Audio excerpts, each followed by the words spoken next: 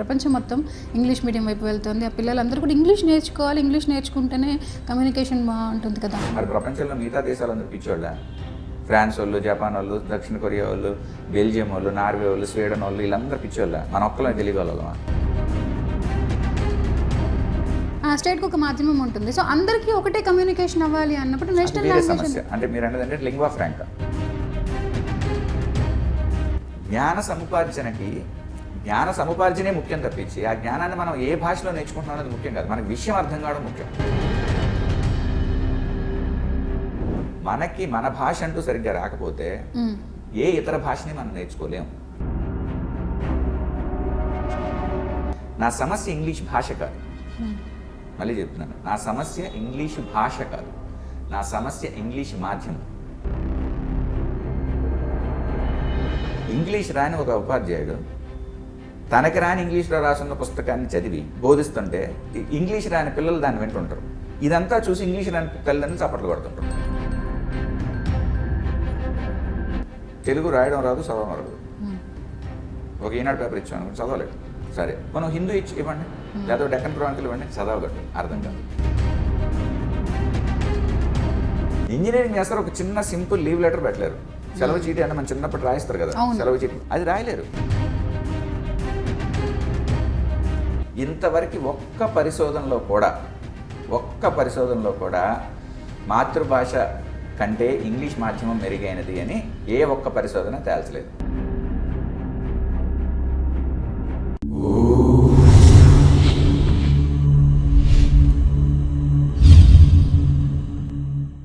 శివశక్తి ప్రేక్షకులకు నమస్కారం. స్వతంత్ర పరిశోధకులు వడియాల రంజిత్ గారు ఈరోజు మనతో ఉన్నారు. రంజిత్ గారు ఎప్పుడూ కూడా పిల్లల్ని తెలుగు మీడియంలోనే చదివించాలి, ఇంగ్లీష్ మీడియం చదివించొద్దు అంటారు. మరి ప్రపంచం మొత్తం ఇంగ్లీష్ మీడియమే ప్రిఫర్ చేస్తుంది. అయినా కూడా మరి రంజిత్ గారు ఎందుకు తెలుగు మీడియంలోనే పిల్లల్ని చదివించాలి అని అంటున్నారు?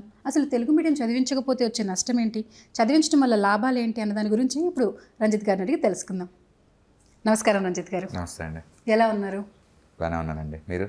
బాగున్నానండి. మీరు ఎప్పుడు కూడా ఎందుకంటే పిల్లల్ని తెలుగు మీడియంలో చదివించాలంటారు, ఇంగ్లీష్ మీడియంలో చదివించొద్దు అంటారు? ప్రపంచం మొత్తం ఇంగ్లీష్ మీడియం వైపు వెళ్తుంది. ఆ పిల్లలందరూ కూడా ఇంగ్లీష్ నేర్చుకోవాలి, ఇంగ్లీష్ నేర్చుకుంటేనే కమ్యూనికేషన్ బాగుంటుంది కదా.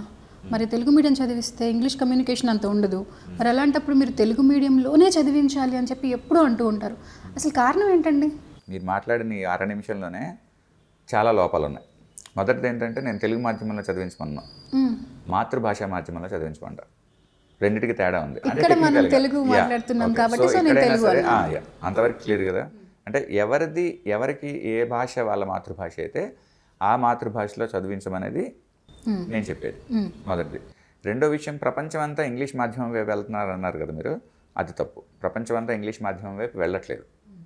ఓకే, మరి ప్రపంచం మొత్తం నేర్చుకుంటుంది, ఇది నేషనల్ లాంగ్వేజ్ కదా. అదే అక్కడికే వస్తున్నాను. ప్రపంచంలో అత్యధికులు మాట్లాడే భాష మ్యాండరిన్, చైనీస్.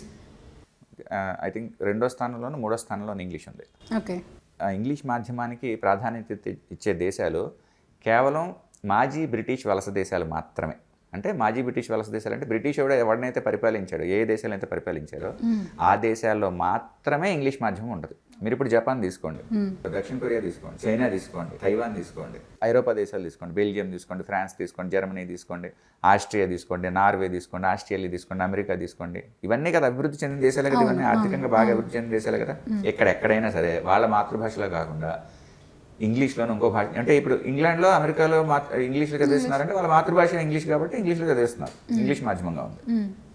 మరి మిగతా ఈ జపాన్లో ఏ భాషలో చదివిస్తారు? జపనీస్లోనే. చైనాలో మ్యాండరిన్లోనే. ఎక్కడా కూడా మాజీ బ్రిటిష్ దేశాల్లో తప్ప ఇంగ్లీష్ని మాధ్యమంగా వాడే దేశాలు ప్రపంచంలో 3. 1 నేపాల్, 2 ఆఫ్ఘనిస్తాను, 3 ఇథియోపియా. ఈ 3 దేశాలు తప్ప ప్రపంచంలో ఏ దేశంలో కూడా ఇంగ్లీష్ని మాధ్యమంగా వాడరు. మరి ప్రపంచంలో మిగతా దేశాలందరూ పిచ్చోళ్ళ, ఫ్రాన్స్ వాళ్ళు, జపాన్ వాళ్ళు, దక్షిణ కొరియా వాళ్ళు, బెల్జియం వాళ్ళు, నార్వే వాళ్ళు, స్వీడన్ వాళ్ళు, వీళ్ళందరూ పిచ్చోళ్ళ. మన ఒక్కలో తెలియగలమా? అయితే ఇప్పుడు ఇక్కడ మన ఇండియాలో ఒక లాంగ్వేజ్ కాదు ఉంది. ఇప్పుడు జపాన్ వాళ్ళు జపనీస్ మాట్లాడతారు, చైనా వాళ్ళు చైనీస్, కానీ వాళ్ళకి అందులో లాంగ్వేజెస్ లేవు, స్లాంగ్స్ మారొచ్చేమో. కానీ మనది అలా కాదు కదా. మనకు స్టేట్కి ఒక లాంగ్వేజ్ మారుతుంది, స్టేట్కి ఒక మాధ్యమం ఉంటుంది. సో అందరికీ ఒకటే కమ్యూనికేషన్ అవ్వాలి అన్నప్పుడు నేషనల్ లాంగ్వేజ్. అంటే మీరు అనేది లింగ్వా ఫ్రాంకా. లింగ్వా ఫ్రాంకా అనేది అంటే సరే లింగ్వా ఫ్రాంకా దగ్గర సరే ఒకసారి అడిగారు కాబట్టి చెప్తున్నాను నేను. ప్రస్తుతం కూడా భారతదేశంలో అందరికి ఇంగ్లీష్ రాదుగా. రాదు. భారతదేశంలో చాలా భాషలు ఉన్నాయనేది వాస్తవం కదా. కాబట్టి ఏంటి, భారతదేశంలోని ఇన్ని భాషలు ఉంటున్నప్పుడు ఎవరికి రాని ఎవడో విదేశీ భాష ఎందుకు లింగ్వా ఫ్రాంకా అవ్వాలి? అప్పుడు ఏం చేయాలి? ఇప్పుడు మన దేశంలోనే 130 కోట్ల మంది ఉన్నారు. ఓకే, 130 కోట్ల మందిలోనే ఇన్ని భాషలు ఉన్నాయి. సో సహజంగా ఏ భాషని అందరికీ నేర్పిస్తే సులభంగా ఉంటుంది? ఎక్కువ మందికి వచ్చిన భాష, అంతే కదా. ఎక్కువ మందికి వచ్చిన భాష ఏంటి భారతదేశంలో? హిందీ. హిందీ. కానీ హిందీని చాలా స్టేట్స్ యాక్సెప్ట్ చేయవు. చాలా కాదులేండి, ఓన్లీ తమిళనాడు యాక్సెప్ట్ చేయరు. ఓన్లీ తమిళనాడు యాక్సెప్ట్ చేయరు. వాళ్ళు ఎందుకు యాక్సెప్ట్ చేయరు? తమిళనాడు వాళ్ళు ఎందుకు యాక్సెప్ట్ చేయరు అంటే వాళ్ళు పొలిటికల్ రీజన్స్ వల్ల. ఎందుకంటే ఒకవేళ హిందీ కనుక అక్కడ హిందీ కూడా అంటే ఇప్పుడు మోడీ గారు ఉన్నారండి. మోడీ గారి మాతృభాష ఏంటి? గుజరాతీ. ఇప్పుడు అమిత్ షా గారు గుజరాతీ, గాంధీ గారు గుజరాతీ, సుభాష్ చంద్రబోస్ బెంగాలీ, వివేకానందుడు బెంగాలీ. కానీ జాతీయ నాయకులు అయ్యారు.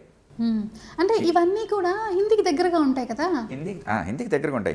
అంటే ఇవన్నీ కూడా సంస్కృతానికి దగ్గరగా ఉంటాయి. మొదట హిందీకి కూడా నిజంగా మీరు అన్నది నిజమే, వాస్తవమే. అది వాళ్ళకి హిందీ వచ్చినంత సులభంగా మనకి హిందీ రాదు, కానీ అసాధ్యమైతే కాదు.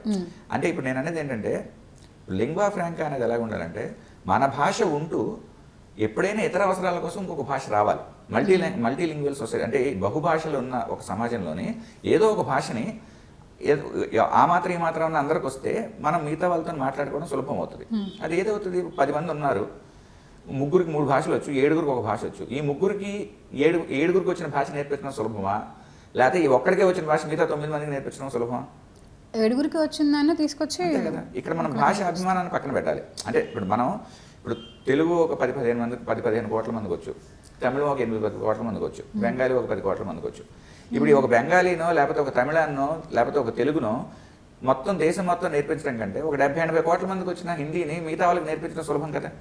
ఒక్క దక్షిణ భారతదేశంలో ఉన్న 4 రాష్ట్రాల్లో మాత్రమే అక్కడ కూడా తమిళనాడు, కేరళలో బాగా తక్కువ. మన దగ్గర మళ్ళీ ఇప్పుడు హైదరాబాద్ ప్రాంతం, తెలంగాణ ప్రాంతంలో ఎంతో కొంత హిందీ వస్తుందిగా. అంటే హిందీ అంటే ఒకటే రకమైన హిందీ కాకపోవచ్చు. మన హైదరాబాద్ ఉందనుకోండి, హైదరాబాద్ హిందీ కొంచెం ఉర్దూ మిక్స్ ఎక్కువ ఉంటుంది. అయితే కొంతమంది ఏమంటారంటే హిందీ కూడా స్వచ్ఛంగా లేదు, చాలా వరకు ఉర్దూ పదాలు వచ్చి చేరిపోయేది అంటారు. అది వేరే సమస్య. దాన్ని పరిష్కరించడానికి వేరే వాళ్ళు చేసే ప్రయత్నాలు వాళ్ళు చేస్తున్నారు. కానీ ఇప్పుడు మనకి లింగ్వా ఫ్రాంకా అనే సమస్యకి పరిష్కారం ఇంగ్లీష్ అస్సలు కాదు. మొత్తం భారతదేశం అందరికి ఇంగ్లీష్ నేర్పించాలంటే అయ్యే పనే కాదు, ఇంకో 100 సంవత్సరాలు పెట్టింది. పిల్లలు చదువుకుంటున్నారు, చదువుకున్న తర్వాత వాళ్ళు నెక్స్ట్ జాబ్స్కి వెళ్తారు.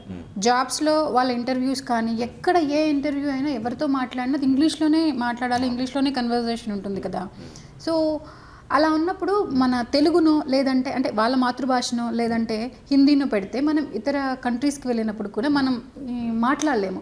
ఇంగ్లీష్ అన్నది కొద్ది గొప్ప వాళ్ళు అక్కడ కూడా వచ్చి ఉంటుంది. ఇంగ్లీష్ అనేది నేషనల్ లాంగ్వేజ్ కాబట్టి ఇంగ్లీష్ మీడియం నేర్పిస్తున్నారు. అప్పుడు మరి మీరు అన్నట్లుగా అలా కాకుండా అయితే మరి హిందీ మీడియం పెట్టాలి, తెలుగు మీడియం కాకుండా. మీకు ఏ భాషలో చెప్పండి?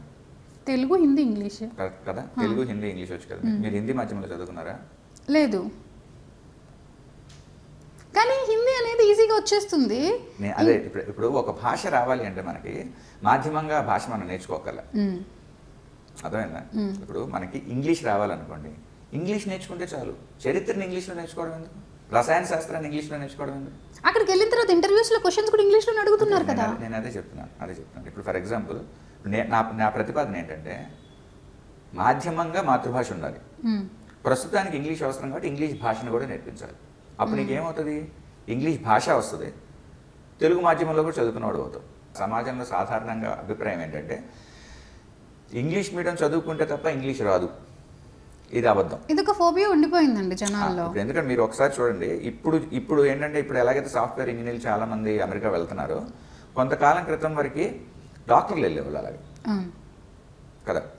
ఒక 1-2 జనరేషన్స్ ముందుకు వెళ్తే 60s 70s 60-70 దశకం వరకు కూడా మీకు అమెరికా కావచ్చు లేకపోతే ఇంగ్లాండ్ కావచ్చు వెళ్ళే వాళ్ళందరూ డాక్టర్స్. వాళ్ళందరూ కూడా మాతృభాషలో చదువుకునే వెళ్ళే ఉండాలి. గుజరాతీలు కావచ్చు, తెలుగులు కావచ్చు, పంజాబీలు కావచ్చు, వీళ్ళందరూ కూడా తెలుగులో వాళ్ళ మాతృభాషలో చదువుకునే వెళ్ళేవాళ్ళు. సో జ్ఞాన సముపార్జనే ముఖ్యం తప్పించి ఆ జ్ఞానాన్ని మనం ఏ భాషలో నేర్చుకుంటున్నాం అనేది ముఖ్యం కాదు. మనకి విషయం అర్థం కావడం ముఖ్యం. కానీ ఇది ప్రాక్టికల్గా వర్కౌట్ అవుతుంది, థియరిటికల్గా రాదు కదా. ఎందుకు వర్కౌట్ అవుతుంది? ఇప్పుడు మనకి ఫర్ ఎగ్జాంపుల్ ఇప్పుడు ఇంగ్లీష్ సంగతి ఉంది. మనం ఏమంటున్నాం, ఇప్పుడు భారతదేశంలో మన చిన్నప్పటి నుంచి ఎల్కేజీ నుంచి వాడికి ఆలు కూడా నేర్పించడం, మన ABCD అని నేర్పిస్తున్నాం, అవునా? ఇంగ్లీష్ లాంగ్వేజ్ టెస్ట్ ఏదో ఉంది, ETL ELTS సంథింగ్ ఏదో ఒక టెస్ట్ ఉంది, ఇంటర్నేషనల్ టెస్ట్. ఇంగ్లీష్ మాతృభాషగా లేని దేశాల్లో ఏ దేశం ప్రజలు ఇంగ్లీష్ మెరుగ్గా వాళ్ళకి స్కిల్స్ ఉన్నాయి, ఇంగ్లీష్ పరిజ్ఞానం మెరుగ్గా ఉందన్న దాని మీద అది ప్రపంచవ్యాప్తంగా ర్యాంకింగ్ ఇస్తారు. ఇంకా మనం ఇంగ్లీష్లోనే పుట్టి ఇంగ్లీష్లోనే తిని ఇంగ్లీష్లోనే మనం అన్ని ఇంగ్లీష్లోనే చేస్తాం కదా, ఇంగ్లీష్లోనే స్నానం చేస్తాం, ఇంగ్లీష్లోనే సినిమా చూస్తాం. మన స్థానం 50 60 అందులో. మొదటి స్థానాల్లో ఉన్న అన్ని దేశాల్లో కూడా వాళ్ళ మాతృభాషలోనే విద్యాబోధన జరుగుతుంది. సో అంటే ఇంగ్లీష్ పర్ఫెక్ట్గా మాట్లాడుతున్న వాళ్ళందరూ కూడా వాళ్ళ మాతృభాషలో అంటే విద్యాబోధన. మనకి ఒకటి గుర్తుపెట్టుకోండి, మనం గుర్తుపెట్టుకోవాల్సింది ఏంటంటే మనకి మన భాష అంటూ సరిగ్గా రాకపోతే ఏ ఇతర భాషని మనం నేర్చుకోలేము. మనకి మన భాష అంటూ సరిగ్గా వస్తే ఏదో ఒక భాష మనకి సరిగ్గా రావాలి. ఏ భాష సరిగ్గా రావడానికి అవకాశం ఎక్కువ ఉంటుంది? మనకి తెలుగు రావడానికి అవకాశం ఎక్కువ ఉంటుంది. కొంతమంది మరీ పూర్తిగా వాళ్ళు వెస్టర్నైజ్ అయిపోయి వాళ్ళు చిన్నప్పటి నుంచి ఇంగ్లీష్లోనే పుట్టి ఇంగ్లీష్లోనే పెడితే వాళ్ళు మనం ఏం చేయలేము, వాళ్ళని పక్కన పెట్టండి. ఇప్పుడు కొంతమంది ఇప్పుడు చిన్న యాక్టర్ పిల్లలు వాళ్ళు చూస్తుంటారు, వాడు ఇంగ్లీష్లోనే మాట్లాడతారు. వాడికి ఇంగ్లీషే మాతృభాష, తెలుగు అసలు మాతృభాష కాదు. వాళ్ళు ఎంతమంది ఉంటారు? 1,00,000కి 1,00,000కి ఒకళ్ళిద్దరు ఉంటారు. వాళ్ళని పక్కన పెట్టండి. సాధారణ ప్రజల్లోనే మనలాంటి వాళ్ళల్లో మధ్యతరగతి, దిగువ మధ్యతరగతి, పేద వర్గాల్లో, ధనిక వర్గాల్లో కూడా చాలా వరకు మన పిల్లలకి ఇంగ్లీష్ తెలుగే మాట్లాడతాం మన ఇంట్లో. అంటే స్టేట్స్ని బట్టి మాతృభాష, వాళ్ళ మాతృభాష మాట్లాడతాం.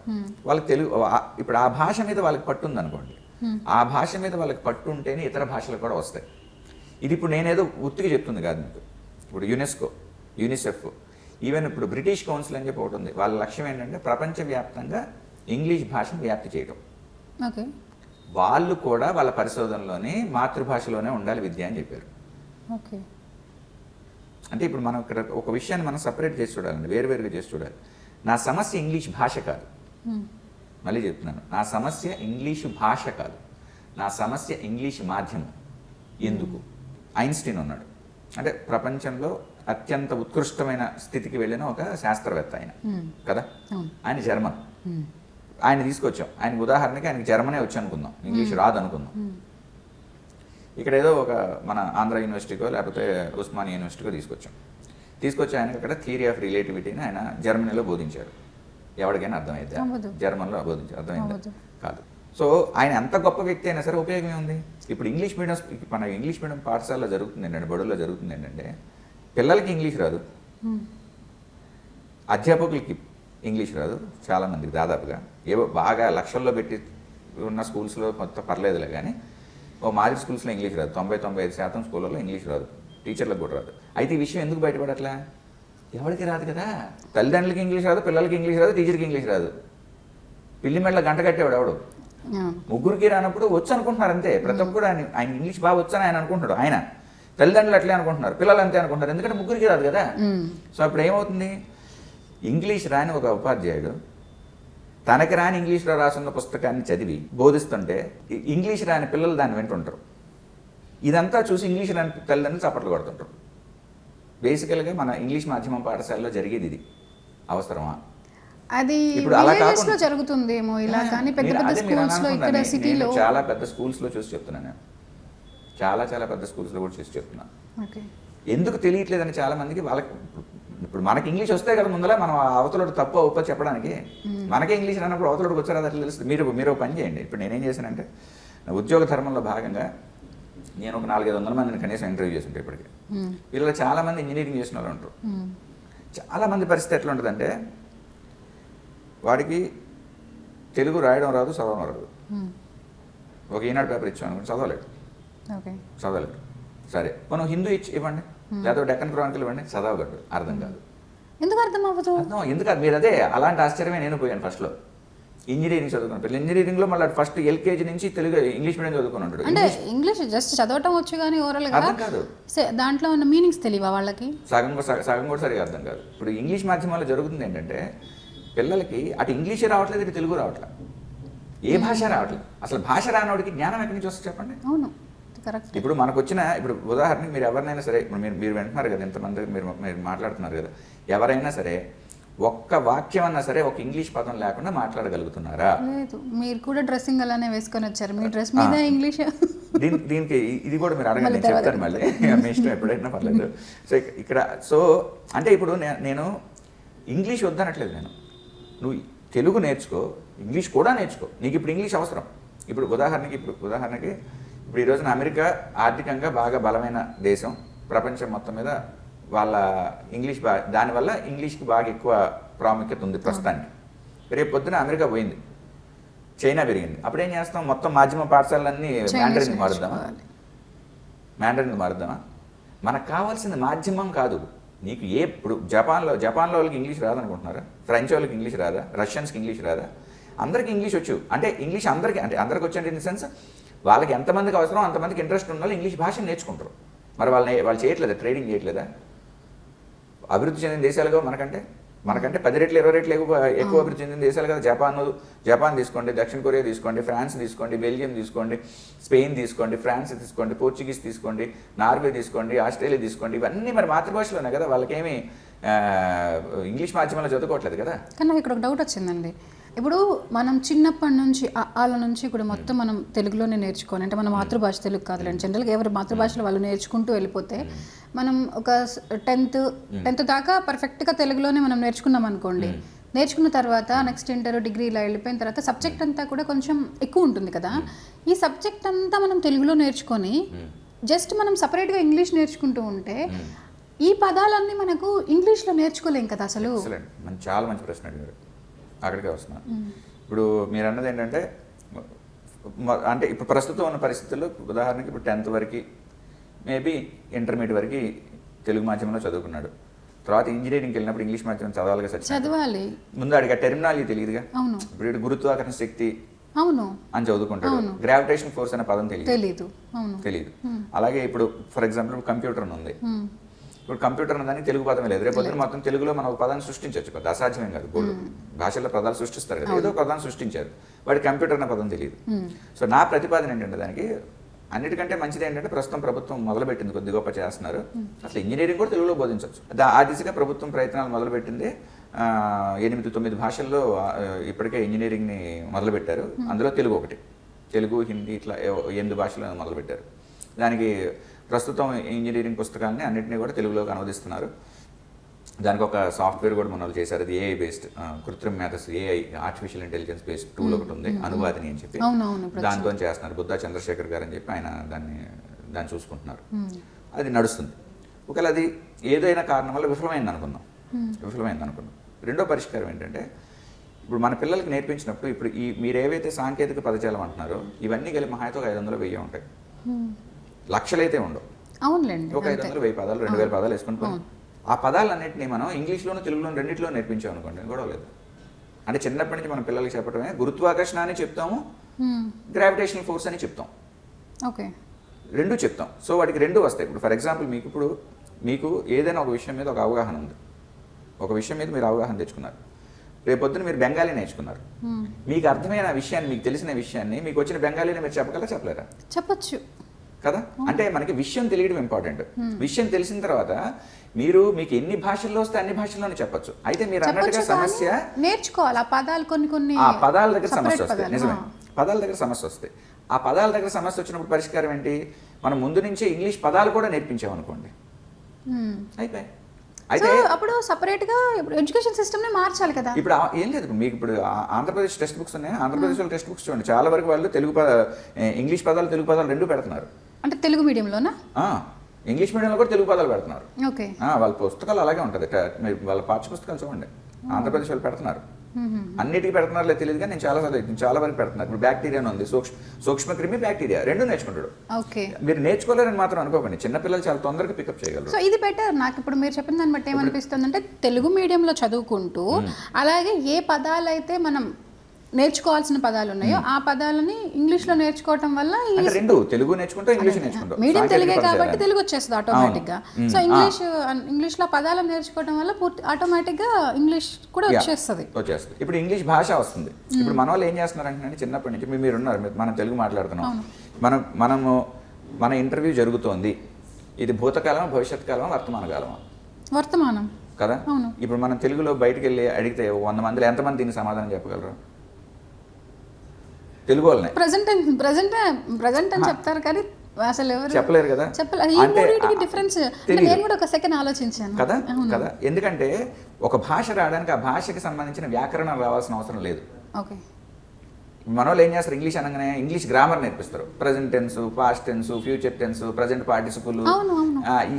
ఎందుకు అసలు అంతా నాకు ఈ డౌట్ వచ్చిందండి. మీరు కూడా నేను ఎందుకంటే చాలా మంది అమెరికన్స్తో డీల్ చేస్తుంటాం కాబట్టి వాళ్ళు చాలా మంది TO2కి TWO2 అని రాస్తారు, TWO2కి TOO2 అని రాస్తారు, TOO2కి TO2 అని రాస్తారు.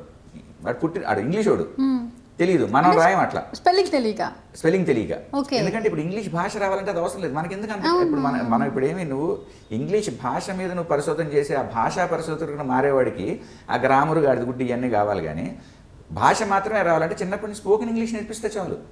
స్పోకెన్ ఇంగ్లీష్లోనే కదా టెన్సెస్ నేర్పిస్తున్నారు. అవసరం లేదు, నేను అనేది స్పోకెన్ ఇంగ్లీష్ రావడానికి మనం ఇప్పుడు మాట్లాడుతున్నాం అండి. మనం మాట్లాడుతున్నప్పుడు మన బ్రెయిన్లో గ్రామర్ లేదా వ్యాకరణం ఏమైనా ఉంటుందా? సహజంగా వచ్చేస్తుంది. భాష అనేది మాట్లాడుతూ వచ్చేస్తుంది తప్పించి ఏమి అసలు పూర్తిగా ఏమీ తెలియని పామరుడు ఉన్నాడు. ఇప్పుడు నిషానీలు చాలా మంది ఉన్నారు కదా, నిరక్షరాస్యులు ఉన్నారుగా చాలా మంది. నిరక్షరాస్యులు తెలుగు మాట్లాడేవాళ్ళు లేరా? అందరూ మాట్లాడుతున్నారు కదా, మరి వాడికి ఏమైనా గ్రామర్ వచ్చా? అంటే దాని అర్థం ఏంటి? ఒక భాష రావాలంటే ఆ భాషకు సంబంధించిన వ్యాకరణం రావాల్సిన అవసరం లేదుగా.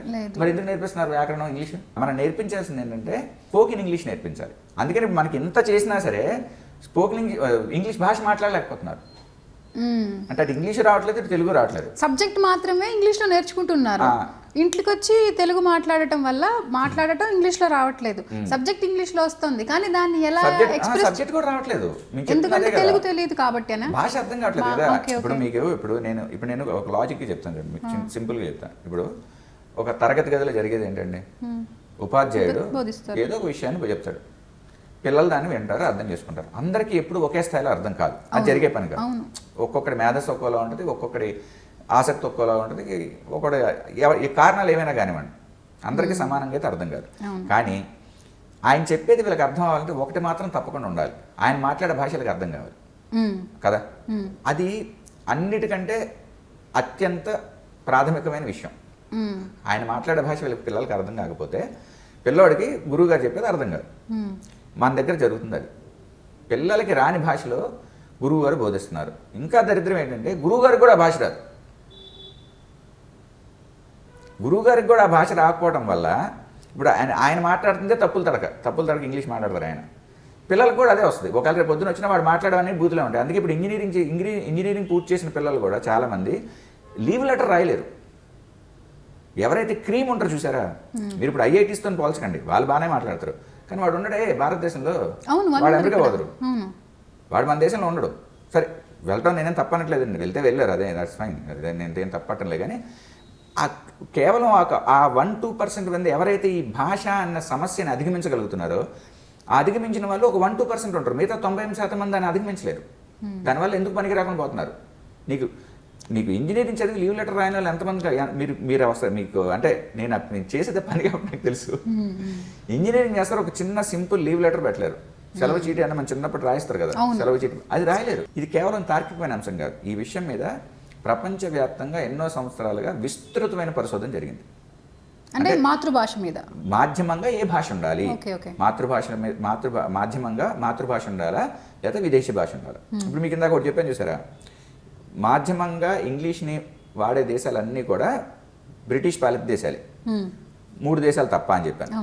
అలాగా ఇంకొన్ని దేశాలు కూడా వాడుతున్నాయి. ఏవి? వాళ్ళ మాతృభాష కాక వేరే భాషలు. అవేంటంటే అలా వాడబడే భాషలు ఫ్రెంచ్. కొన్ని ఆఫ్రికా దేశాల్లో ఫ్రాంకోఫోన్ కంట్రీస్ అంటారు వాటిని, వాళ్ళు ఫ్రెంచ్ వాడతారు మాధ్యమంగా. కొన్ని పోర్చుగీస్ వాడతాయి, కొన్ని అరబిక్ వాడతాయి, కొన్ని స్పానిష్ వాడతాయి కొన్ని దేశాలు. ఈ 5 భాషలు మాతృభాష కాకపోయినా సరే ఈ 5 భాషల్ని మాధ్యమంగా వాడుతున్నారు ప్రపంచంలో. English, French, Spanish, Portuguese, Arabic సంగతికి వస్తాం, పక్కన పెడదాం. ఈ మొదటి 4 దేశాలు ఏంటంటే ప్రపంచాన్ని బ్రిటిష్ వాడు ఎట్లయితే మనల్ని కాలనైజ్ చేశారు, అంటే మన మీదకి వచ్చి మనల్ని ఆక్రమించుకొని మనల్ని దోచుకున్నారో, ఇదే పని ఫ్రాన్స్ వాళ్ళు చేశారు, ఇదే పని పోర్చుగీస్ వాళ్ళు చేశారు, ఇదే పని స్పెయిన్ వాళ్ళు చేశారు. అంటే స్పెయిన్ పాలిత దేశాల్లో స్పానిష్ వాడుతున్నారు, అది మాధ్యమంగా వాడుతున్నారు స్పానిష్ని. పోర్చుగీస్ పాలిత దేశాల్లో పోర్చుగీస్ వాడుతున్నారు, ఫ్రెంచ్ పాలిత దేశాల్లో ఫ్రెంచ్ వాడుతున్నారు. అర్థమైందా? ఇక అరబిక్ ఎక్కడ వాడుతున్నారు అంటే ఎక్కడైతే బాగా ఇస్లాం ఎక్కువ ఉందో అలాంటి చోట్ల అరబిక్ ప్రాముఖ్యత పెంచడానికి వాళ్ళు అక్కడ అరబిక్ని మాధ్యమంగా వాడుతున్నారు. అంటే ఇక్కడ ఎక్కడా కూడా పిల్లలకి బాగా చదువు రావడం అనేది అసలుకి క్వశ్చనే కాదు. కేవలం మాతృభాష కాక ఇతర భాషలను వాడటానికి ఉన్న ఏకైక కారణం ఏంటంటే పొలిటికల్ అండ్ రిలీజియస్ రీజన్స్. ఒకటి రాజకీయ కారణాలు, 2 మతపరమైన కారణాలు. ఈ 2 కారణాల వల్లనే మాతృభాష కాకుండా వేరే భాషల్లో వేరే భాషల్లో విద్యాబోధన జరుగుతుంది. కాకపోతే సహజంగా విద్యాబోధన ఎప్పుడు కూడా మాతృభాషలోనే జరుగుతుంది ప్రపంచంలో ఎక్కడైనా సరే. ఇది అసహజం. అయితే ఇది ఇక్కడ వరకు ఇది అయిపోయింది కదా. యునెస్కో, యూనిసెఫ్, ఇలాగ ఈ పెద్ద పెద్ద సంస్థలు, బ్రిటిష్ కౌన్సిల్, ఇలాంటి పెద్ద పెద్ద సంస్థలు కాక ఇంకా థామస్ అండ్ కొలియర్ అని చెప్పి ఇంకొక సంస్థ ఉంది. ఆ సంస్థ కాదులేండి, ఇద్దరు వ్యక్తులు వాళ్ళు. ఇట్లా కొన్ని వందల పరిశోధనలు జరిగినాయి. మొన్న ఈ మధ్య వెరీ రీసెంట్ అనమాట. ఐ థింక్ మొన్న ఒక 3 నెలల క్రితం 6 నెలల క్రితం రిపోర్ట్ వచ్చింది. ఆక్స్ఫర్డ్ వాళ్ళు భారతదేశంలో చేశారు, ఆంధ్రప్రదేశ్లో చేశారు, ఆంధ్రప్రదేశ్ తెలంగాణ కలిపి చేశారు. ఏంటి ప్రశ్న ఏంటి? పిల్లలకి చదువు బాగా రావాలి అంటే మాధ్యమంగా మాతృభాష వాడాలా, ఇంగ్లీష్ వాడాలా? ఇంతవరకు ఒక్క పరిశోధనలో కూడా మాతృభాష కంటే ఇంగ్లీష్ మాధ్యమం మెరుగైనది అని ఏ ఒక్క పరిశోధన తేల్చలేదు. అన్ని పరిశోధనలు కూడా నిర్ద్వంద్వంగా తేల్చింది ఏంటంటే మాతృభాషే మాధ్యమంగా ఉండాలి. ఇప్పుడు కూడా మనం ఏమనుకుంటాం, గవర్నమెంట్ స్కూళ్ళల్లో పిల్లల కంటే ప్రైవేట్ మాధ్యమంలో చదువుకునే పిల్లలకి స్టాండర్డ్స్ ఎక్కువ ఉంటాయి అనుకుంటాం. కొన్ని స్కూల్స్లో నిజమే అది. కానీ ఆన్ యావరేజ్ తీస్తే తెలుగు మీడియం ప్రభుత్వ పాఠశాలలో చదువుకుంటున్న పిల్లలే మెరుగుంటారు. అవునండి, ఇది నిజమే. అప్పుడు చాలాసార్లు ఈ డౌట్ కూడా వస్తూ ఉంటుంది చాలామంది. ఎందుకంటే గవర్నమెంట్ స్కూల్లో చదువుకున్న వాళ్ళు నెక్స్ట్ మంచి మంచి పొజిషన్స్కి వెళ్తారు, అలాగే ప్రైవేట్ స్కూల్స్లో వాళ్ళకి విషయం అర్థం అవుతుందండి. ఓకే, విషయం అర్థం అవుతుంది. ఇప్పుడు నువ్వు స్కూల్లో నువ్వు చెప్తే వాడికి రాని భాషలో నువ్వు ఎంత మేధావి అయితే ఉపయోగం ఏంటి? వాడికి అర్థమై సావదే. నువ్వు మాట్లాడే భాష నాకు అర్థం అవ్వాలి కదా. నేను ఎంత తెలివైన అవ్వచ్చు, నువ్వెంత తెలివైన అవ్వచ్చు, నువ్వు చెప్పే భాష నాకు అర్థమై సాగపోతే నాకు ఉపయోగం ఏంటి? Common sense. అవును, పిల్లల్లో కూడా ఇదొక మనోవేదన కూడా ఉండుండొచ్చు అనుకుంటున్నానండి నేను. అంటే మనకి ఇప్పుడు ఏమైపోయిందంటే, మనకి ఇప్పుడు ఎట్లయిపోయిందంటే ఇంగ్లీష్ రాదు అని చెప్పుకోవాలంటే మనకి నామోషి. అవును, నేను అలాగని ఇంగ్లీష్ నేను వద్దనట్లేదండి. మనకి ప్రస్తుతం ఇంగ్లీష్ అవసరం. అంతా తెలుగే మాట్లాడాలి నాకు ఉంటుంది. కానీ కోరిక వేరు, నిజంగా ప్రస్తుతం ఉన్న పరిస్థితులు వేరు. నేను తెలుగుని కాబట్టి ప్రపంచం అంతా తెలుగు మాట్లాడని నేను అనుకుంటా, తప్పేం లేదు అందులో. అలాగే తమిళోడు తమిళం మాట్లాడాలనుకోవచ్చు, హిందీవాడు హిందీ ఎవరి భాష అలా అనుకోవచ్చు, తప్పేం లేదు. కానీ ప్రస్తుతం అయితే కాదు కదా. ప్రస్తుతం ప్రపంచంలో మనకి ఇంగ్లీష్ అవసరం ఉంది. ఏం అవసరం ఉంది? ఇంగ్లీష్ భాష అవసరం ఉంది, ఇంగ్లీష్ మాధ్యమం అవసరం లేదు. నువ్వు పిల్లలకి శుభ్రంగా తెలుగులో చేయి, ఇంగ్లీష్ భాష నేర్పించు, అయిపోయి. ఇంకొకటి చెప్పమంటారు మీకు, ఇప్పటివరకు మొదటి నోబెల్ బహుమతి నుంచి మొన్న వచ్చిన 2022 నోబెల్ బహుమతుల వరకు చూసినా సరే 99% నోబెల్ బహుమతులను గెలుచుకున్న వాళ్ళు మాతృభాషలో చదువుకున్న వాళ్ళే. మిగతా 1% కూడా నాకు తెలియదు. వాళ్ళు కూడా పక్కాగా ఇంగ్లీష్ మాధ్యమంలోనే, అంటే వేరే భాషలో నేర్చుకున్న వాళ్ళు కాదు, వాళ్ళు కూడా చదువుకున్న వాళ్ళు కాదు నాకు తెలియదు. కానీ 99% మాత్రం పక్కా, 100% ఆ 99% మంది మాతృభాషలో చదువుకున్న వాళ్ళే. వాళ్ళ సబ్జెక్ట్ అర్థమవుతుంది, అంతే కదా.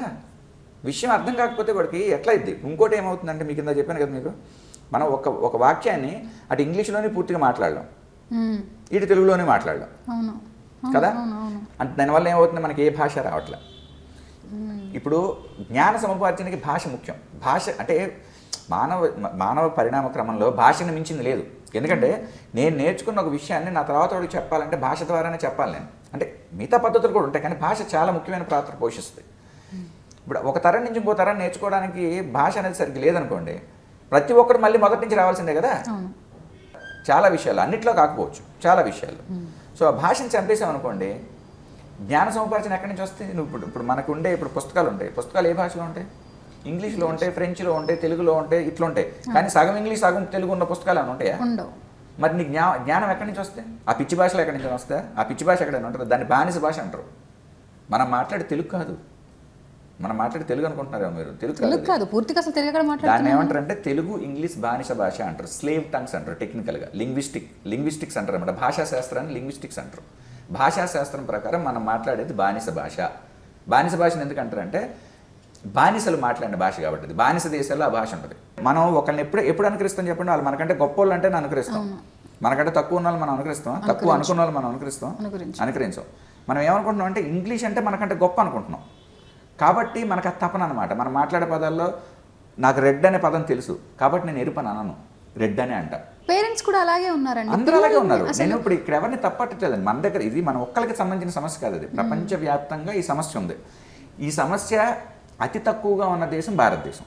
కాబట్టి ఈ సమస్య నుంచి ప్రపంచంలో ఈ సమస్య వల్ల పీడితం అవుతున్న ఏదైతే అంటే ఈ మానసిక బానిసత్వం అనే సమస్య నుంచి ఇంగ్లీష్ లేదా ఈ ఐరోపా పాలిత దేశాల్లో ఉన్న ప్రజల్లో ఉన్న మానసిక బానిసత్వాన్ని ఫ్రెంచ్ గొప్పది, పోర్చుగీస్ గొప్పది, స్పానిష్ గొప్పది, ఇంగ్లీష్ గొప్పది, వాళ్ళలా టై కట్టుకోవడం గొప్పది, లేకపోతే 45 డిగ్రీల్లో కూడా టై కట్టుకుని ఉంటారు ఎవడైనా.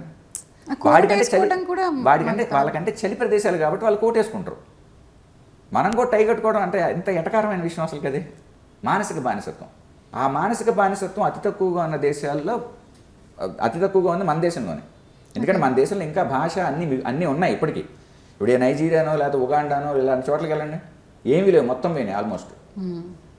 ఇంకోటి ఏంటంటే మీకు ఈవెన్ చాలా ఆఫ్రికా దేశాల్లో కూడా ఇప్పుడు వాళ్ళు ఏం చేస్తున్నారంటే 3వ తరగతి వరకు, 5వ తరగతి వరకు, 7వ తరగతి వరకు, 9వ తరగతి వరకు అట్లా మెల్లమెల్లగా మాతృభాషలోకి తీసుకొస్తున్నారు వాళ్ళు. వాళ్ళ దగ్గర భాషల సంఖ్య మనకంటే ఎక్కువ ఆఫ్రికాలో. మన దగ్గరే చాలా ఎక్కువ, అంటే మనకంటే ఎక్కువ వాళ్ళకి ఆఫ్రికాలో.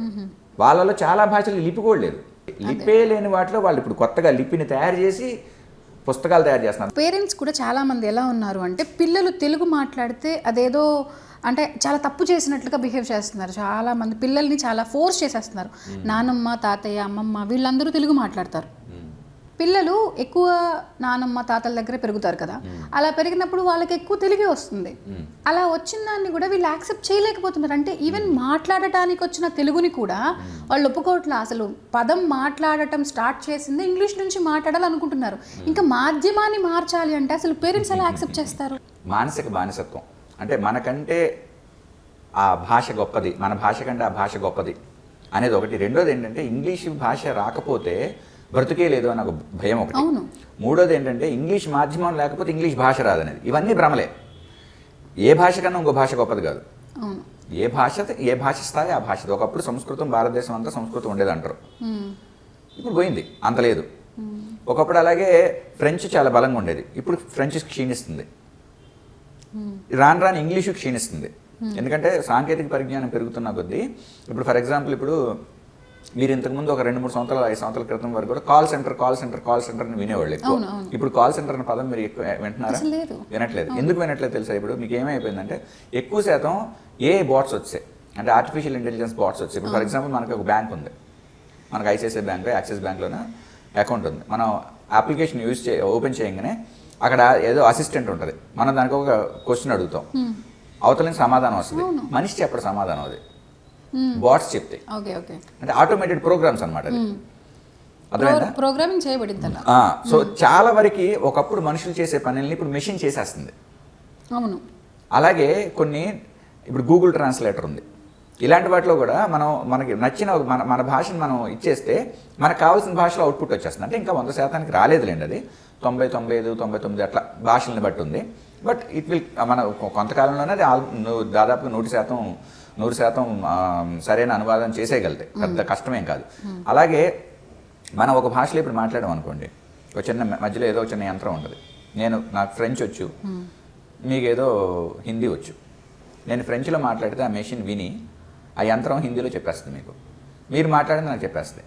సో కాబట్టి ఏంటంటే అవతల వ్యక్తితోని మన భాష రాని వ్యక్తితో మనం మాట్లాడాలి అంటే, లేకపోతే మనం సంభాషణ చేయాలి అంటే మనం ఆ భాష వచ్చి ఉండాల్సిన అవసరం లేదు. ఇలాంటి సిచ్యువేషన్స్లో దీన్ని ఎలా అర్థమయ్యేలాగా జనాల్లోకి తీసుకెళ్ళాలి? ప్లస్ దీనికి మరి ప్రభుత్వం ఎలాంటి చర్యలు తీసుకోవాలి? అసలు ప్రభుత్వం ఏమైనా చర్యలు తీసుకుంటుందా, తీసుకోవట్లేదు? ఆంధ్రాలో చూస్తే ఇప్పుడు జగన్ గారు అయితే మొత్తం ఇంగ్లీష్ మీడియం అంటే గవర్నమెంట్ స్కూల్లో కూడా తెలుగు మీడియం లేదు, ఇంగ్లీష్ మీడియమే పెట్టారు. దాన్నే పేరెంట్స్ కూడా యాక్సెప్ట్ చేశారు. సో మరి ఇది కొంచెం ఎక్కువగానే అవుతోంది కదా, మరి దీన్ని ఎలా మార్చడం అనేది సాధ్యమవుతుంది? ఇప్పుడు జగన్ గారి ప్రభుత్వం తీసుకున్న నిర్ణయాన్ని కావచ్చు, ఇలా చాలా ప్రభుత్వాలు తీసుకుంటున్న నిర్ణయాన్ని నేను నిజానికి తప్పు పట్టను. ఎందుకంటే ప్రజలు అది కోరుకుంటున్నారు. మీరు అన్నది నిజం, అది ప్రజలు అది కోరుకుంటున్నారు. సో ప్రభుత్వాలు చేయాల్సింది ఏంటంటే, అంటే ముందు ఏంటంటే ఫస్ట్ నేను ఇప్పుడు చేయదలుచుకుంది ఏంటంటే, అసలు ఇది ఒక సమస్య అని కూడా చాలా మందికి తెలియట్లే. అవును, అది ఎలా తెలుస్తుంది? ఇంతే, నాలాంటి వాడు అట్లా అరుస్తూ ఉంటే సంవత్సరాలు అరిస్తే ఎప్పటికో తెలుస్తుంది. ఇప్పుడు మనకి మొదట ఏంటంటే పరిష్కారం తర్వాత సంగతి, అసలు సమస్య తెలియాలిగా. అసలు ఇప్పుడు ఇంగ్లీష్ మాధ్యమం మన సమస్య అని తెలియాలి కదా ఫస్ట్. అవును, అది మనం గొప్ప అన్న భ్రమలో ఉన్నాం.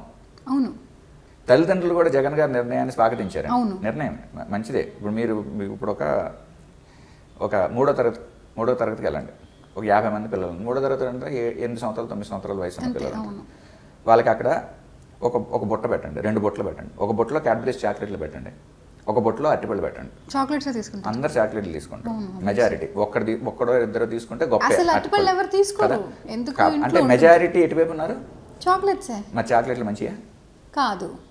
సో మెజారిటీ ఉన్నంత మాత్రంలోనే అత్యధికులు ఇష్టపడుతున్న మాత్రాన అత్యధికులు తీసుకున్న నిర్ణయం వల్ల సరైనది అయిపోద్దని చెప్పడం కుదరదు. కొన్ని నిర్ణయాల్ని నిపుణులే తీసుకోవాలి. విద్యాబోధనకి మాధ్యమంగా ఏది ఉండాలి అనేది కూడా ఇది ఒక నిపుణులు తీసుకోవాల్సిన నిర్ణయం, పరిశోధన చేసి. భారతదేశంలో కూడా చాలా పరిశోధనలు జరిగినాయి. కేంద్ర ప్రభుత్వం కూడా ఎప్పటి నుంచో ఎన్నో రకాల పరిశోధనలు చేయించింది. ప్రతి ఒక్క పరిశోధన కూడా నిర్ద్వంద్వంగా తేల్చి చెప్పింది ఏంటంటే మాతృభాషే అని. కాకపోతే ప్రభుత్వాలు ఏవి కూడా ధైర్యం ఎందుకు చేయలేకపోతున్నాయి అంటే ప్రజల నుంచి వ్యతిరేకత వస్తుంది. సో ముందేం చేయాలంటే, ఒరే బాబు మీకు మాధ్యమంగా అంటే నేను అందుకే మధ్యవాదంగా చెప్తున్నాను. చాలామంది ఇప్పటివరకు ఏంటంటే పూర్తిగా అసలు ఇంగ్లీష్ని వదిలేయమంటున్నారు. పూర్తిగా ఇంగ్లీష్ని వదిలేసి తెలుగు మాధ్యమంలోకి లేదా అరబిక్ మన గుజరాతీలోకి, హిందీలోకి ఇట్లా వెళ్ళిపోమంటున్నారు. నేను చెప్తున్న పరిష్కారం ఏంటంటే మాధ్యమంగా మాతృభాష ఉంచండి. ప్రస్తుతానికి ఇంగ్లీష్ అవసరం కాబట్టి ఇంగ్లీష్ భాషని నేర్పించండి. రేపు పొద్దున 10 సంవత్సరాలకో 25 సంవత్సరాలకో 30 సంవత్సరాలకో ఇంగ్లీష్ స్థానాన్ని ఏ మ్యాండరిన్నో లేకపోతే హిందీయో లేకపోతే ఫ్రెంచో ఇంకొక భాష ఆక్రమించింది. అప్పుడు ఫ్రెంచ్ నేర్పించండి, మ్యాండరిన్ నేర్పించండి, లేకపోతే ఎవరికి కావాల్సిన భాష నేర్చుకునేవాడు. ఫస్ట్ మాతృభాషలో సబ్జెక్ట్ నేర్చుకో, నువ్వు ఇంగ్లీష్ని భాషగా నేర్పించు. యాక్చువల్గా చాలా మంది ఇప్పుడు ఫ్రెంచ్ కూడా నేర్చుకోవచ్చు. అంటే మన దగ్గర కూడా ఫ్రెంచ్ అంటే ఇంగ్లీష్తో పాటు ఫ్రెంచ్ కూడా సెకండ్ లాంగ్వేజ్, థర్డ్ లాంగ్వేజ్ లాగా ఫ్రెంచ్ కూడా తీసుకుంటూ దానికి కూడా ప్రిఫరెన్స్ ఎక్కువగానే ఉంది. సో మీరు అన్నట్లుగా ఏంటి, ఫ్రెంచ్ అనేది నేర్చుకోవటం వల్ల ఒకవేళ ఆ దేశాలకు మనం వెళ్ళినప్పుడు ఉపయోగపడుతుంది. కాబట్టి సబ్జెక్ట్ మనకు ఒకటి వచ్చుంటే లాంగ్వేజెస్ నేర్చుకోవటం వల్ల మనకు సబ్జెక్ట్ అనేది దీంట్లోకి కన్వర్ట్ చేసుకోవడం పెద్ద మ్యాటర్ ఏం కాదు, విషయం కాదు, చాలా సులభంగా చేయొచ్చు. సరే, కానీ మీరు మీ పిల్లల్ని ఏ మీడియంలో చదివిస్తున్నారు? English medium. మళ్ళీ ఇదేంటి ఎక్కడ తెలుగు మీడియం ఆప్షన్ ఎక్కడ? ఇప్పుడు నేనేమంటున్నాను, నేనే ఇప్పుడు మనకి తెలుగుని మాధ్యమంగా ఉంచుతూ ఇంగ్లీష్ని చక్కగా భాషగా నేర్పించే ఒక మంచి పాఠశాల భారతదేశం మొత్తంలో ఎక్కడైనా ఉందా? సో అసలు ఎడ్యుకేషన్ సిస్టంలోనే లేదు. నేనేం చేస్తాను, ఇప్పుడు కనీసం ఉన్న వాటిలో మంచి పాఠశాల చదివిస్తున్నాను. తెలుగు మీద దృష్టి పెట్టే పాఠశాల, మరి తెలుగును కూడా ఇంగ్లీషే బోధించే పాఠశాల కూడా వచ్చినాయి కొన్ని. తెలుగును కూడా వాడు ఇంగ్లీష్లోనే చెప్తారు, అలాంటిది కాదు. తెలుగులోనే చెప్తారు, పాపం మంచి తెలుగు బాగా చెప్తారు, తెలుగు బావచ్చు. 2 నేనేం చేస్తానంటే వాడికి ఇంట్లో నేను అంటే మొత్తం చెప్పలేం. వాడికి రోజుకి 10 గంటలు 8 గంటలు స్కూల్లో ఉంటారు కదా, 7-8 గంటలు స్కూల్లో ఉంటారు. 7-8 గంటల స్కూల్లో చెప్పిన పాఠాలన్నీ నేను తెలుగులో చెప్పలేనులే. కానీ నాకున్న కొద్దిపాటి సమయంలో కనీసం ఏదో ఒక 20-25% తెలుగులో బోధిస్తా. ఇప్పుడు లెక్కలు ఉన్నాయనుకోండి, వాడికి నేను తెలుగులోనే చెప్తా. ఇప్పుడు గోళం యొక్క ఉపరితల వైశాల్యము, చతుర్భుజము, త్రిభుజం యొక్క వైశాల్యము, త్రిభుజం యొక్క చుట్టుకొలత, వృత్తము, సరే ఇప్పుడు ఇలాగే చెప్తా. మీరు చెప్పగలుగుతున్నారు ఇవన్నీ, మీకు దాని మీద అంత పట్టుండొచ్చు. ఇది కానీ అందరు పేరెంట్స్ అది చేయలేరు కదా, ఎందుకంటే వాళ్ళు ఇంగ్లీష్ మీడియం చదువుకొని ఉండొచ్చు, వాళ్ళకి తెలుగు రాకపోయి ఉండొచ్చు. తెలుగు చదువుకున్నా సరే ఇంత అవన్నీ కూడా ఇప్పుడు వాళ్ళ బిజీ లైఫ్లో వాళ్ళు ఉండిపోతున్నారు. అంటే ఇప్పుడు పిల్లలకి బోధించడం అనేది కూడా ఇప్పుడు నేనేంటంటే నాకు బోధన ఇష్టం. నేను ఇంటర్మీడియట్ అయిపోయిన తర్వాత నుంచి నేను చాలా సంవత్సరాల పాటు నేను పిల్లలకి చదువు చెప్పాను. నేను ఐ థింక్ 1వ తరగతి నుంచి 10th క్లాస్ వరకు చాలా సబ్జెక్టులు చెప్పాను. తెలుగు చెప్పాను, హిందీ చెప్పాను, రసాయన శాస్త్రం చెప్పాను, చరిత్ర చెప్పాను. ఇలాగ నాకు ఇష్టం కాబట్టి నాకు కుదిరింది. బట్ నేను అంతకంటే ఏం చేయలేను కదా, నా కొడుకు కాబట్టి నేను చేయగలుగుతున్నాను. ప్రపంచంలో అందరికీ మరి తప్పదు, మరి ప్రస్తుతానికి సమస్య ఉంది. ఇప్పుడు అదే కదా బాధ. మరి పేరెంట్స్ ఈ సమస్య నుంచి పిల్లల్ని ఎలా కాపాడుకోవచ్చు అండి? ప్రస్తుతానికి మనం చేయగలిగేది అయితే ఏం లేదు. మనం చేయగలిగేది ప్రస్తుతానికి ఏంటంటే ఈ విషయం మీద ప్రజలకి అవగాహన కల్పించడమే. అంటే రేపు పొద్దున ఇవాళ కాదు, రేపు ఒక 5 సంవత్సరాలకు 10 సంవత్సరాలకు ప్రభుత్వం కనుక ఒక నిర్ణయం తీసుకుంటే, బాబు ఇంక చాలు, ఇంగ్లీష్ మాధ్యమం అవసరం లేదు, మనకి మాధ్యమంగా మాతృభాషను పెడదాం, ఇంగ్లీష్ను ఒక భాషగా నేర్పుదాం అని రేపు పొద్దున ఒక 5 సంవత్సరాల తర్వాత 10 సంవత్సరాల తర్వాత ప్రభుత్వం ఆ నిర్ణయం తీసుకుంటే ప్రజల నుంచి వ్యతిరేకత రాకూడదు. నా ప్రయత్నం అది. ఎందుకంటే చాలా దేశాల్లో ఆ వ్యతిరేకత వచ్చింది, నేను చూశాను. ప్రజల నుంచి వ్యతిరేకత వచ్చింది. చాలా దేశాల్లో ఇంగ్లీష్ మాధ్యమం తీసేసి లేదా ఫ్రెంచ్ మాధ్యమం తీసేసి వాళ్ళ మాతృభాష పెడితే ప్రజల నుంచే వ్యతిరేకత వస్తుంది. ఇక్కడ కూడా వస్తుంది కదా? వస్తుంది, పక్కా వస్తుంది. అన్ని దేశాల్లో అంతే వస్తుంది. ఓకే రంజిత్ గారు, అంటే మీరు ఎప్పుడు ఏమంటారంటే తెలుగు తెలుగు తెలుగు ఇంగ్లీష్ మీడియం వద్దు, తెలుగు మీడియం అంటుంటే నేనేమనుకున్నానంటే అసలు ఇంగ్లీష్ మీడియమే అసలు వద్దు, తెలుగు మన సంస్కృతి కాబట్టి, మన లాంగ్వేజ్ కాబట్టి, మన మదర్ టంగ్ కాబట్టి తెలుగు మీడియం నేర్చుకోవాలి అని అంటున్నారేమో అన్న థాట్లోనే నేను ఉన్నాను. కానీ మీరు ఎక్స్ప్లెయిన్ చేసిన తర్వాత నాకు అర్థమైంది, నిజంగానే సబ్జెక్ట్ అనేది మనకు వచ్చిన భాషలో నేర్చుకుంటే తర్వాత ఇంగ్లీష్ అనేది మనం సపరేట్గా నేర్చుకోవచ్చు. సో అప్పుడు ఒక జ్ఞానం అనేది మనం ఆర్జించగలుగుతాము, నేర్చుకుంటే టేక్ హోమ్ పాయింట్ అంటాం కదా, ఇంగ్లీషు నా సమస్య కాదు, అదే ఇంగ్లీష్ మాధ్యమం నా సమస్య. ఇంగ్లీష్ మీడియం సమస్య అండి రంజిత్ గారికి, ఇంగ్లీషే సమస్య కాదు. ఓకేనండి రంజిత్ గారు, చాలా చక్కగా ఎక్స్ప్లెయిన్ చేశారు.